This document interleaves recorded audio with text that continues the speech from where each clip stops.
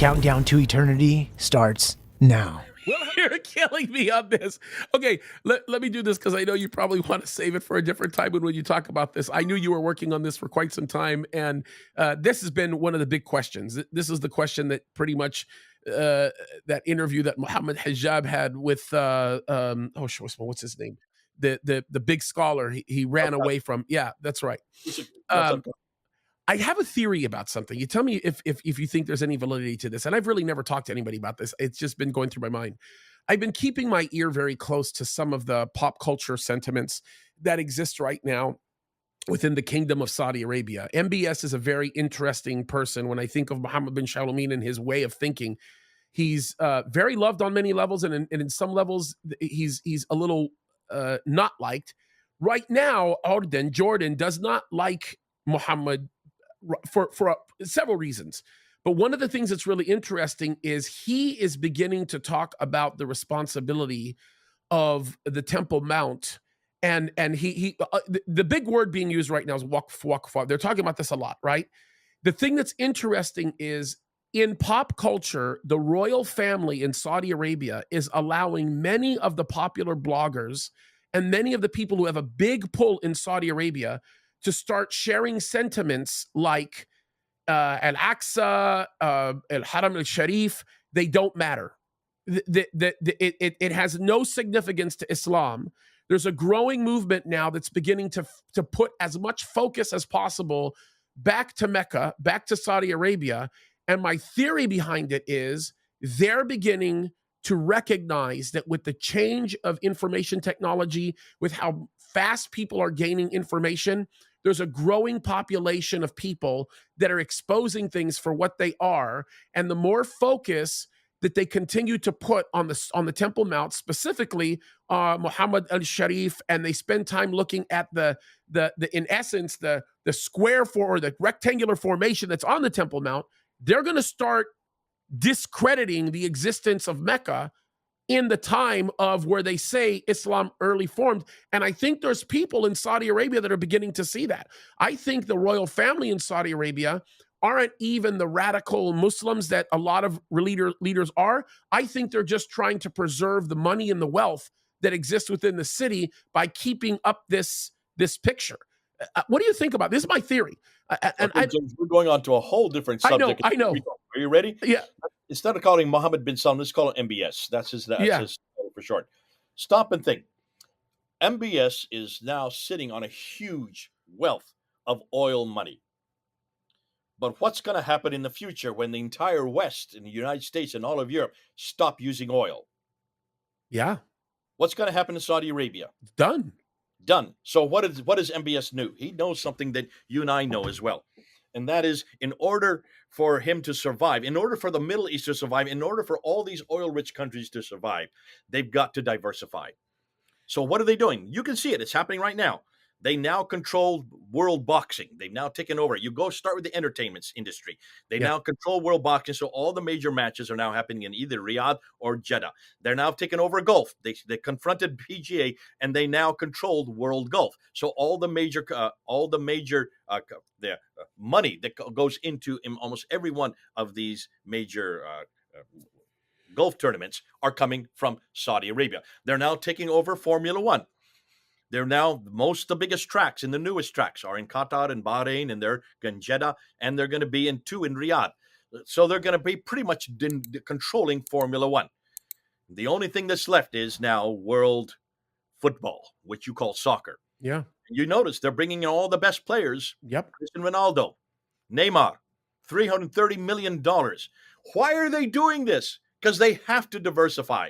And the best place to diversify, to start making money for yourself, is in the entertainment industry. But not just there. They're also building 4 enormous universities, 3 of them, 1 in Riyadh, 2 of them outside of Riyadh, and 1 in Jeddah. These are they're putting so much money into them, they're going to be able to compete by getting all the best professors in the world, so they can compete with Cambridge and Oxford and Yale and Harvard. Now, the other thing they're doing is they're creating the NEOM project, NEOM, which is starting from Yeah. Aqaba, all the way to Yeah. Tabuk, that 100-mile line Yeah. that's going to have all these pods with all the best researchers in the world. And they're bringing them, and they're going to have all the research there in Saudi Arabia. So all the newest technology, all the newest education, and all the best entertainment will be in Saudi Arabia. That's why they are diversifying. Now, stop and think. In order to do that, they have loads of money themselves, but you need an awful lot of investment. Yep. Who are the best people to invest? Well, you know, the richest people in the West are Jews. Yep. You've got to go to the Jews. You've got to go to the Hollywood celebrities that control Hollywood. You need to go to the bankers that control most of our banking. You need to go to all the institutions in America that are mostly run by Jews. But in order to go to the Jews, you need to go to Israel. Yep.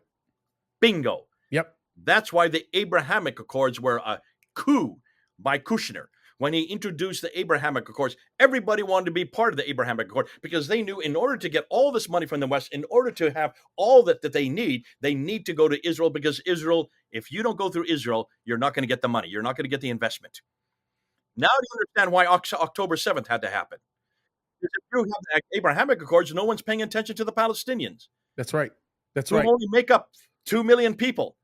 That's right. 2 million people out of 300 or out of 230 million. They just make up a small little sliver. But they did the one thing that you're not to do. Remember, all of these countries are Sunni. The other country that's not Sunni is Iran. Iran. And Yeah. what did Hamas do? They went to Iran. Yep. And they got all their finances from Iran. You do not go to the Shiites, not if you're Sunni. If you want to keep the backing from the Sunnis, you do not go and become a traitor to your own cause. So for two reasons, not only because of the fact that they're a pain in the side of anybody that's in the Middle East, they are going to destroy their future if Hamas does win. Secondly, because of the fact that they're going to traitor themselves to Iran, the Shiites. That's why, notice they haven't said much about this war that's going on right now. They've stayed back. Right. There have not been any official broadcast condemning it, nor have there been any demonstrations on the streets. All the demonstrations that are pro-Hamas are here in the United States. That's right. And in Europe. That's right. And That's in right. Britain. Why are they here? Yep. And not in Saudi Arabia or in Bahrain or in Qatar or in Egypt? Why is it they have not taken one Palestinian? They've not brought one Palestinian into Egypt or into Saudi Arabia, which are right next door and they speak the same language.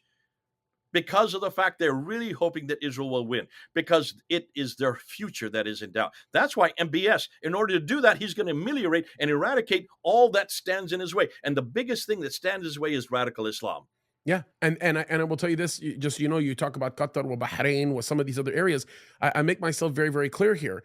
This has always been known. Those of us that know anything about the Middle East understand that Hamas has always been hated by many of the people in the Middle East because they are part of Islamic Brotherhood. Islamic Brotherhood has always been the tie for some of these insane globalists to twist and manipulate a position in a world that they don't understand. And I think it's even more ironic because I'm a Bible prophecy guy. I love Bible prophecy. When you think about Ezekiel that tells us about this attack that's going to come on Israel from the north, isn't it ironic that the nation that will object to the attack that happens in the future is actually Saudi Arabia? Saudi Arabia actually says, we object to this. So it's such an interesting picture. I got to interview the brother of Bibi Netanyahu, Dr. Ido Netanyahu. It was a great time that we talked. And he says the same thing. He says the growing sentiment in the Arab world, in the Middle East, is working with Israel is our ticket to the kind of growth that we need to see to be able to do it. And by the way, MBS made it very, very clear. He's shooting for the G7. That's what he wants. He's done with the G20. He wants to be in that more elite group. And to think about the kind of things that are happening right now with the meetings that he's having with Japan and some of the things that's happening, you're 100,000% on the money on this. James, you can see then why MBS has to juggle two contradictions simultaneously. Yeah. 2 years ago, he had an interview and it was a planned interview for the largest chain, the largest television there. And I did a whole series of 3 different episodes on it. And in the interview, the first question that came up is, listen, if you're doing all this modernization, you're creating the NEOM project, you're going to start bringing in Westerners from all over the world to be teaching our universities. You're going to have all these entertainment, these sportsmen who are coming with golf and all these other things. What are you going to do with the traditions? What are you going to do with all these references in the Hadith and the Siddah that go against everything that you're doing, that go against all this Westernization? What are you going to do that? His response was this. He said, and he referred to Wahab himself. He referred to Ibn Wahab. He said, Wahab would be rolling in his grave if he sees what these Muslims are doing with his own traditions. He says, the constitution of Saudi Arabia will be only one thing. It will be the Quran and only the Quran. Wow. We will not go to the Hadith anymore. We will not go to the Sirah and the Tafsir and the Taqri. We will only go to the Quran. It will basically, he was saying, I'm a Quran only man. He did that 2 years ago. Wow. Now, that nobody picked up on. I picked up on it, and I got Al-Fadi to talk about it, and even Al-Fadi didn't want to talk about it because he has family still there. And I said, this is hugely important. We got to watch what he's doing. MBS is basically saying, get rid of the traditions. They are in the way. They are what keeping us back in the 7th century. I have to get that interview. The 9th century. Was it done in Arabic, by the way? It's all in English. You can see it all in English. Oh, I gotta see this. I'll get that link. Okay, I'm sorry. Go ahead. That's fascinating. But this happened 2 years, maybe in 3 years by now. So this I've been watching for the last 3 years, and I said MBS realizes that he's got two opposing forces, and the only solution for him is to go back to the Quran. And I'm just clapping and say, please go to the Quran. That's right. That's right. Make my job a lot easier because there's so much ammo there in the Quran that's going to shut you down. That's going to make you absolutely irrelevant for the 21st century. So please, thank God, you just made our job easier. So that's something that, we need to all be aware of, and we need to be aware of how then to confront them and also where we need to aim our attacks. Okay, so listen, I hate to say this, but we are completely out of time. Any closing thoughts on all this? Because man, it was a fast fire session here. Any closing thoughts or any way you'd like to kind of close us off? I think you know so much more than much of your audience, and I'm afraid that some of what we didn't went over their heads today. Yep, that's understandable because you're so quick. You're much more aware of what we're talking about, and that's why you get so excited because you are very much a part of the Middle East. You've been there. You've grown up. Although you've grown up here, it's part of your DNA. So you know so much more than what many people who are listening. Guys, I sure hope that you enjoyed watching this and listening to it as much as we've enjoyed making it. We love you guys so much. And on behalf of the great Dr. Jay Smith, this is James Kaddis. Thank you for joining us for another episode of Countdown to Eternity. Look up. Christ could come at any moment, you guys. God bless you. Countdown to Eternity starts now.